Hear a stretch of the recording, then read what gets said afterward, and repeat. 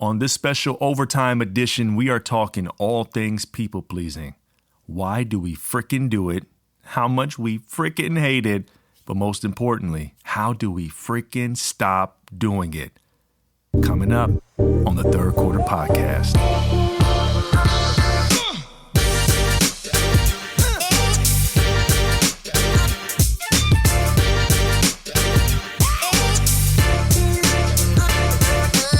Welcome to the Third Quarter Podcast. I'm your host, Ace, and you already know I am blessed by the best, and so are you. Before we get started in today's episode about people pleasing, this special overtime episode, if you haven't subscribed to the podcast yet, please do so. And that's for two reasons. Number one, you get notified whenever a new episode drops, which is so dope. As soon as I drop an episode, you get notified right then and there. And number two, it helps the platform be shared, right, to people that don't know us and people have never heard of the podcast. So the more that you guys subscribe to the podcast, wherever you get your pods, it helps it be shown to more people so we can help more people, help as many people as we possibly can. So thank you so much for doing that. Now, the overtime episode is like basketball. So the reason why I call it overtime is because in a basketball game, you have 4 quarters. And after 4 quarters, if the game ends in a tie, then we play another quarter in half the time. So the purpose of overtime episodes is to give you as much value as possible in a short amount of time. So today we are talking all things people pleasing. Now, I can tell you straight up that I am the dean of students when it comes to people pleasing university. All right. I've been a people pleaser my whole life, and there's a part of me that thinks that innately I'm always going to have that trait of people pleasing. But, you know, I'm in a place now where I'm nowhere near like I used to be, and I have control over my urge and my impulse to want to overextend myself for the sake of overextending. But if you're listening to this and you are a people pleaser, you've come to the right place, because we are going to talk over the next 10 minutes on, you know, what is people pleasing? Why do we do it? But also, how do we stop it? Like, how do we stop it right freaking now? Now, people pleasing by definition, if we're gonna get textbook about this, okay, people pleasing by definition is a person who feels a strong urge to please others, even at their own expense. Woo! What? A person who feels a strong urge to please others, even at their own expense. If that is not the most perfect definition of people pleasing, I don't know what is. Because essentially what people pleasing is you going above and beyond for other people to make them feel happy at the expense of your own health and well-being. Now, the question is, why do we do this? Why do we do this shit? Why do we do this, right? I don't know why you do it, but I can tell you why I do it, why I did it, why I was doing it for almost all my life. And that is because I do believe in a lot of people pleasers. We like to please others. We like to make other people happy so we can feel happy about ourselves. There is an insecurity. There is a doubt. There is a worry. There is a fear. There is something there where we feel on our own we're not enough. And so we have to put ourselves in situations and circumstances where we're either invited or we're not invited into it, because we need this thing. We need to prove our worth and our value. So when we make other people happy, when we show up and when we show out and when we do more than what's expected, when we go above and beyond, even at our own expense, when we're giving all these people energy and we're getting drained, at least we can say, yes, I was the one that did it. Yes, I was the one that made them happy. Yes, dun-dun-dun-dun-dun. I am Captain People Pleaser, and I serve and make people happy by any means necessary, right? We do that shit, even if it doesn't make sense and even if it's at the expense of our own health and well-being. And I can promise you this, it is always going to be at the expense of your own health and your own well-being. So when we think about this, And everyone's journey and everyone's story and why they're a people pleaser is different. But when you look at your own self and you say, okay, what is it about me that feels like I need to do this in order to feel significant? Why do I have to constantly say yes? Why do I feel I have to get other people's approval in order to get approval of myself? Because essentially all this is about is understanding your own identity and understanding your worth and your value.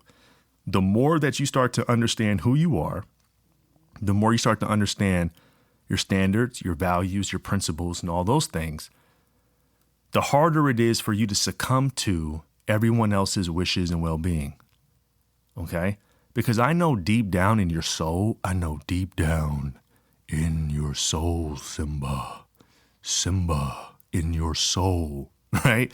Deep down in your soul, you hate it. You hate feeling like you have to say yes. You hate feeling like you can't say no. You hate coming up short on you, but coming up long on everybody else. You hate going to bed tired and lethargic because you use all your energy for others and you had none for yourself. I know you hate feeling like you need other people to give you validation like you're enough. I know you hate it. So if I hated it, why did I stay in it so long?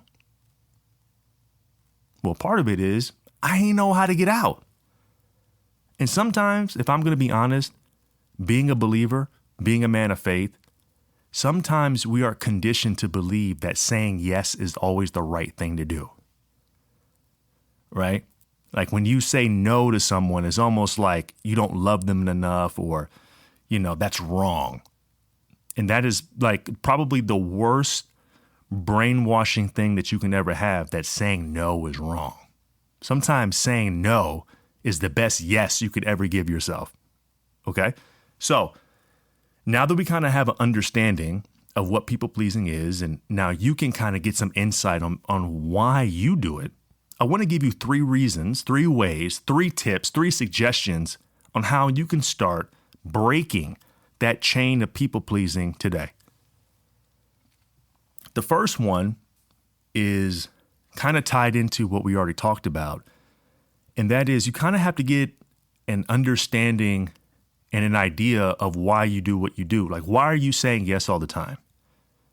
Why are you constantly bending over backwards for everybody? What kind of insecurity, what fear, what idea, what belief systems have you adopted over a long period of time that you are living life out through those lenses? Because the sooner you get an understanding of why you're constantly saying yes, the sooner you get an understanding of why you feel you have to do this, even when you don't want to, then you can start to address the actions that you're taking. But it's going to be hard to fix something if you don't know the root of it. Sometimes I feel like we focus too much on the branches and we don't put enough attention on the root. People pleasing is not the issue, it's a symptom of the problem. So the real issue is causing you to people please. So as soon as we get an understanding of what that is, then we can start to address our actions, which is going to lead us to the second thing. You're going to have to start getting comfortable with saying the word no. And this is a part of having boundaries and things like that, but saying the word no is probably the greatest superpower you can ever have, because it's in the moment you are making a decision that is best for you. And I can promise you, when you first say it, you are going to be shaking, you're going to be sweating, you're going to be, oh my gosh, like, did I really just say no? What are they going to say? What are they going to think? Annie M. Like all these thoughts are going to be in your mind because you just told someone no and you meant it and you didn't hesitate and you didn't second guess and you said it. You chose yourself for once in your damn life. You chose yourself. You saying no is picking you in the moment where everything else is telling you to pick someone else. I remember 2 years ago, I preached at my church, Oasis LA. Shout out to Oasis LA. And the following Monday or Tuesday, my pastor called me, Julian Lowe, my brother, and he said something to me that I think about every single day for the last 2 years. And I don't know why he said it, but he said it at the moment I needed to hear it. And he said, in this season of your life where God is calling you to go, you're going to have to learn to say no more so your yeses become more fruitful. I was like, what? That's crazy. That's a bar. Now, the reason why that's so profound and so important is because when you say yes all the time, you start to devalue your time and you start to devalue opportunities. Because when you're everywhere, you're saying yes to everything and to everyone, you are making yourself less valuable because you're more accessible. You don't become as special anymore. It's like when someone releases music every year, every month, or on a single, a remix, a new album, the quality of their music starts to go down because we heard this already. You didn't give us a chance to miss you yet. And so what he told me in that moment, because in that moment of my life, I was doing a lot. My life was changing so fast, but he told me that and I was like, yo, he's right. I need to start saying no more. So when I do say yes, when I do show up, when I do come through for somebody, it means a lot more. And I'm more energized. I'm more spirited. I'm not showing up drained. I'm not showing up a version of myself. I'm showing up as the full version of myself. Because just because you say yes to someone, that doesn't mean they're getting the full you. When I say yes to an opportunity, when I say yes to someone, I want them to get the best version of me, not just this depleted version of me that's always there. So the second thing you have to do is that you have to get comfortable with saying no, because the more you say no, the more your yeses become more fruitful. All right? The last one, number 3. It would be great if you would take the time that you normally would put in other people and start to put it to yourself. Transfer that time, the money, the attention that you would give to others and give it to you. I was talking a lot on my social media the last year about a season of singleness. I was talking to people that were single and how important it is to use that time to invest in yourself as much as possible, because there's going to come a time when you don't have all that time to yourself. And use that time to get as healthy as you can, as financially free as you can, get as much healing as you can, right? Do all the work, increase your hobbies, increase your activity, have more fun, like pour into yourself. It is important when you are a people pleaser and you want to reclaim your time and you want to reclaim your life, you want to reclaim your attention, is you have to start shifting your time and attention to others into your self-care. Get into a workout routine, move your body every day, change the way you eat, change how you sleep, change how you wake up, start making adjustments into your self-care, because that is what is going to set you free, is when you are prioritizing your own health and your own well-being.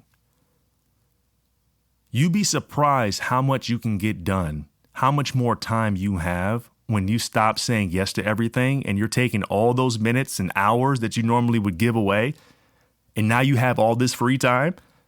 Like, it'll blow your mind, the things that you can get done when you have all this time for yourself now. It's actually crazy, right? So use the time that you normally would give away and pour it into your own wellness, pour it into your own self-care. Start to prioritize yourself first. Give to yourself first. If you fill your own cup up, you will have more than enough to have runneth over for everyone else. But when you're always giving from a cup that's empty, not only are they not going to get the best version of you, but there's no way in hell you can ever get the best version of you for you.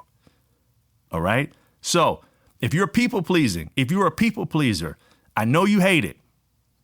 I know you want to stop it.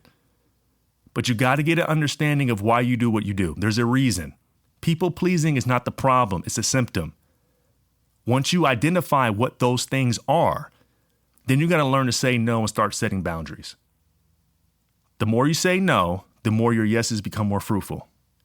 And the last thing is shift the focus to you. Give yourself more time, love, and attention. Pour into your own health and well-being. And I guarantee you, in due time, not only will you be saying no more confidently, but you're going to show up every single day a better, more whole, more healthy version of you. And how awesome is that? All right, if you love this episode, please, if you haven't yet, subscribe to the pod, share this to someone that you love, leave a review, rate this thing, show us some love. Until next time, I love you so much. Be safe, be blessed, and thank you again for listening to the Third Quarter Podcast.